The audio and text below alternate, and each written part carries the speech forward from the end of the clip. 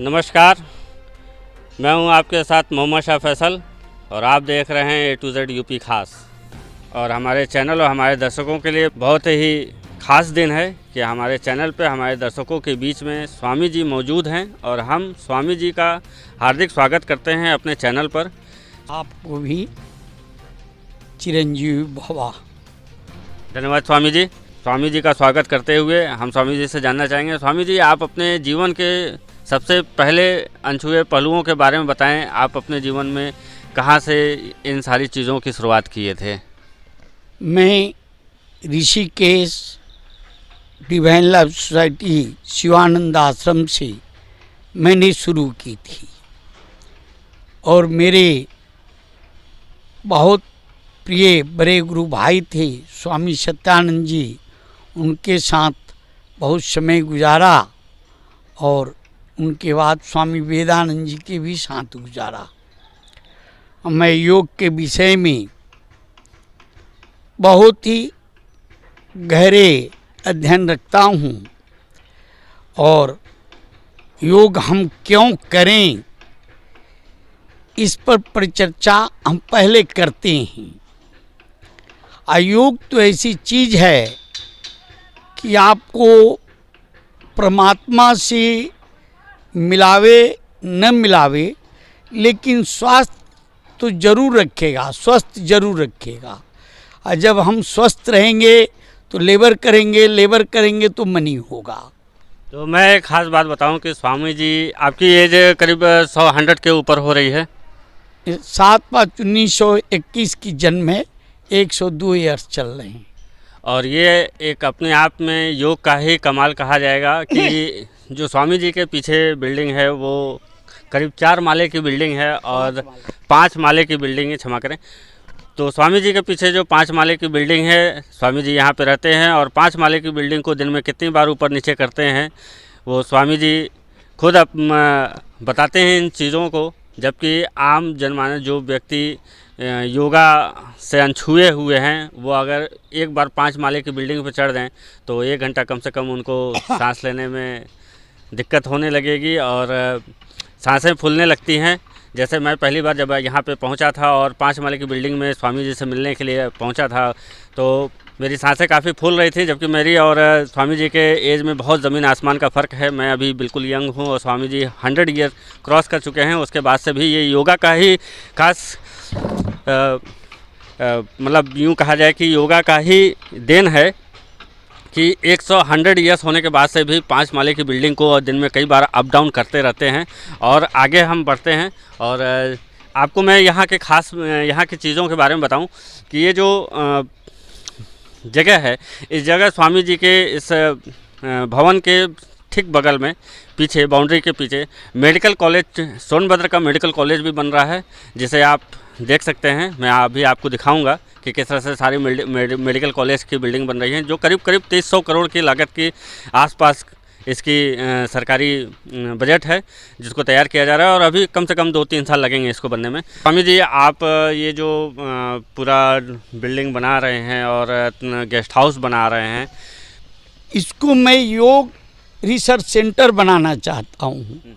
जैसी हम लोग ये जानते हैं कि ओम केवल भगवान का नाम है, मैं कहता हूँ आप भगवान मत मानिए, लेकिन इतना मानिए कि ओम विज्ञान का सिंबल है, न्यूट्रॉन प्रोटॉन इलेक्ट्रॉन का सिंबल है।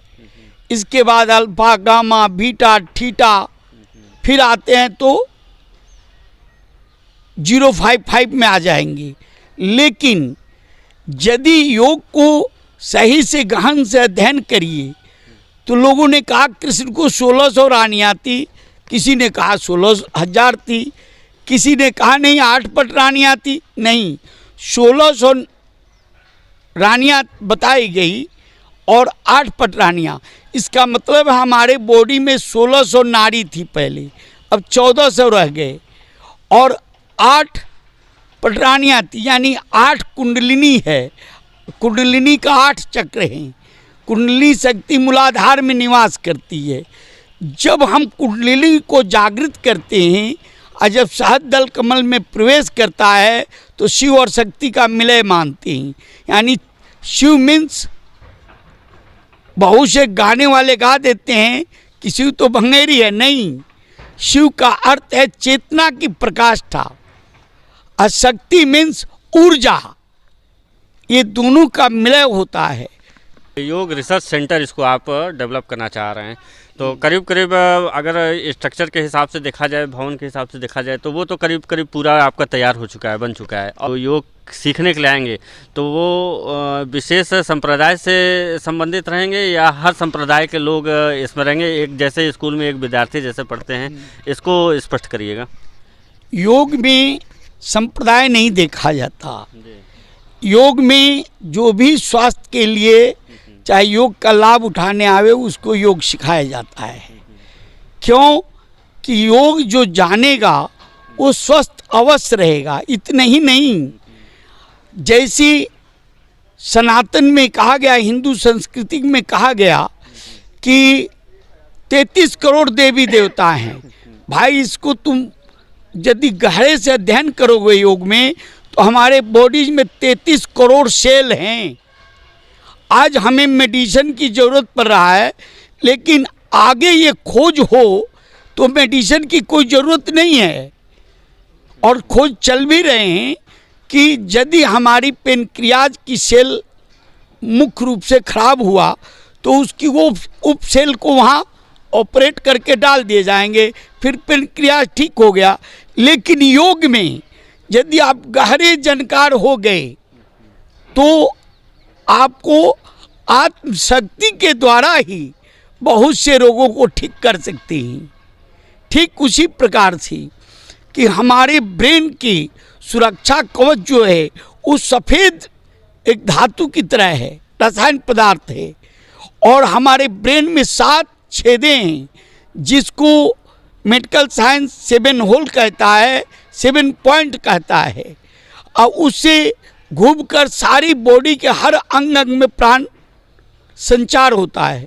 जिस अंग में वो प्राणवायु नहीं जाएगा वो अंग सड़ने लगता है, खराब हो जाएगा, काम करना छोड़ देगा। ठीक इसी प्रकार से मैं ये कहूँगा कि एक प्रक्रिया यहाँ ध्यान आ गया कि लोगों ने कहा राजा रघु को 1.25 लाख रानियाँ थीं।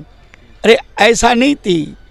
1.25 लाख रानियाँ का मतलब होता है कि हमारे ब्रेन में 72,000 से 1 लाख कुछ हजार भेन है, नाड़ी है, और प्राणायाम के द्वारा उस सारी नाड़ियों को वो बस में राजा रघु रखे थे। और राजा रघु जो है 20,000 वर्ष जीवित रही, शरीर अपने मन से त्याग किए।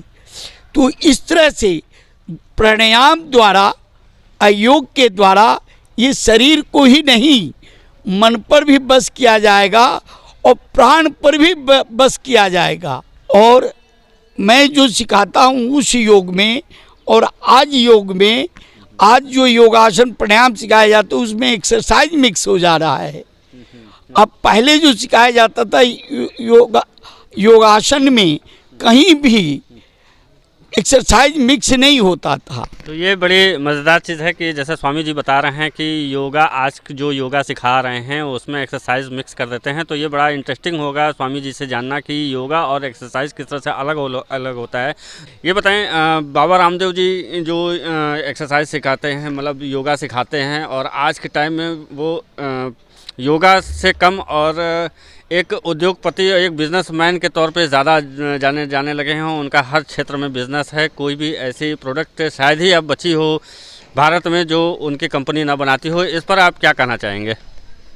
सन्यासी के लिए वो जो भी करेगा वो योग संबंधित, विद्या संबंधित या स्वास्थ्य संबंधित में केवल आयुर्वेद का थोड़ा बहुत इस्तेमाल हो सकता है, क्योंकि डावर ऋषि ने योग और आयुर्वेद का समन्वय से लेकर चला।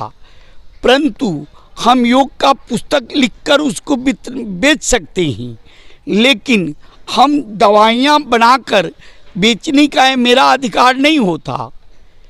आज भारत में जब ये बात आया तो मैं कह दूं कि ये जितने भी आधुनिक में जो संत हुए हैं ये सब गृहस्थ हैं। संन्यास को बदनाम की, जैसे राम रहीम, रामपाल, आसाराम, उसी में से हम कहते रामदेव बाबा भले गेरुआ पेल नहीं हो, वो भी बिहार स्कूल ऑफ योगा मुंगेर गए, सीखे भी, लेकिन उनका भाई का लड़के, भाई पूरे परिवार आता है तो कैसे सन्यासी हो गए। सन्यासी का मतलब वो परिवार ही नहीं, उसके लिए पूरा विश्व ही परिवार है। वासुदेव कुटुंबकम, पूरे विश्व ही कुटुंब है। यदि हम अपने परिवार से जुड़ गए या परिवार से कहीं भी जरा भी अशक्ति हो गया तो मैं वहाँ सन्यासी नहीं रहा, योगी नहीं रहा। वैसे योगा के लिए कोई एज लिमिट तो है नहीं, कोई किसी भी उम्र के मतलब जो बालिग हो, और वो एक तरह से यूँ कहा जाए कि दंपत्ति भी हो सकते हैं और एक सीनियर सिटीज़न भी हो सकते हैं जो योगा को फॉलो कर सकते हैं। तो ये क्राइटेरिया क्या होगी, इसको ज़रा सा क्लियर करिए। 62 बरस के उम्र के बाद वालों के लिए थोड़ी सी आसन पर प्रतिबंधित है कि वो पौन मुक्त आसन भाग पहला ज़्यादा करे, दूसरा करे, परंतु जो शुरू से करते आता है उस पर कोई प्रतिबंध नहीं है। उसकी बोन में इलास्टिसिटी बनी रहती है, लचीलापन, तो उस पर प्रतिबंध नहीं होता और पति पत्नी दोनों ही कर सकते हैं। एक खूबी है, यदि हम योग नहीं करेंगे तो पति पत्नी ये दोनों शरीर का भी जो आनंद लेना चाहता है सही वो नहीं ले पाएगा। तो स्टूडेंट के रूप में पति पत्नी भी यहाँ पे योग के लिए एडमिशन लें और उनके रहने की सारी व्यवस्था वगैरह जो है कि रहेंगी, इस तरह की चीज़ें हैं कि वो जो नए कपल्स हैं जिनकी नई शादी हुई है और अभी बच्चे नहीं हुए हैं, तो वो योगा किस तरह से किया जाता है। एक्सरसाइज एक अलग चीज़ है, योगा ताकि उनके दाम्पत्य जीवन बहुत ही सुखमय रहे, वो यहाँ पे एडमिशन लेंगे। 6 महीने 9 महीने से लेकर 1.5 साल तक का उनका ये योगा का कोर्स रहेगा, जहाँ पे स्वामी जी ने हर व्यवस्था कर रखी है। गेस्ट हाउस से लेके उनके लिए हर एक व्यवस्था जो होनी चाहिए योग रिसर्च सेंटर में, वो सारी चीज़ें अवेलेबल रहेंगी। और जो कुछ मुख्य बिंदु, खास बिंदु हों, वो हमारे दर्शकों को बताएं स्वामी जी। हर जो यहाँ आएगा उसके लिए हॉस्टल की सुविधा दी जाएगी, उसको जलपान, भोजन, रहने की सारी व्यवस्थाएं हैं, इसमें कोई दिक्कत नहीं है।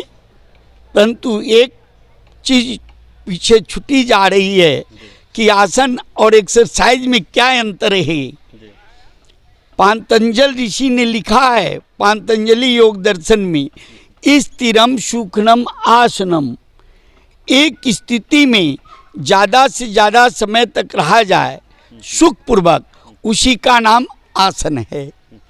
ठीक है, स्वामी जी हमको दिखाएंगे कि योगा किस तरह से किया जाता है और कुछ स्टेप हम स्वामी जी के योगा से भी संबंधित जो है जो स्वामी जी अभी हमको दिखाएंगे। गुरुर् ब्रह्मा गुरुर्विष्णु गुरुर्देव महेश्वर, गुरु साक्षात् परब्रह्म तस्मै श्री गुरुवे नमः। ओम का यदि 27 बार, कम से कम 13 बार सुबह शाम उच्चारण किया जाए तो फेफड़े संबंधी रोग नहीं होंगे, हार्ट के लिए भी ठीक रहेंगे।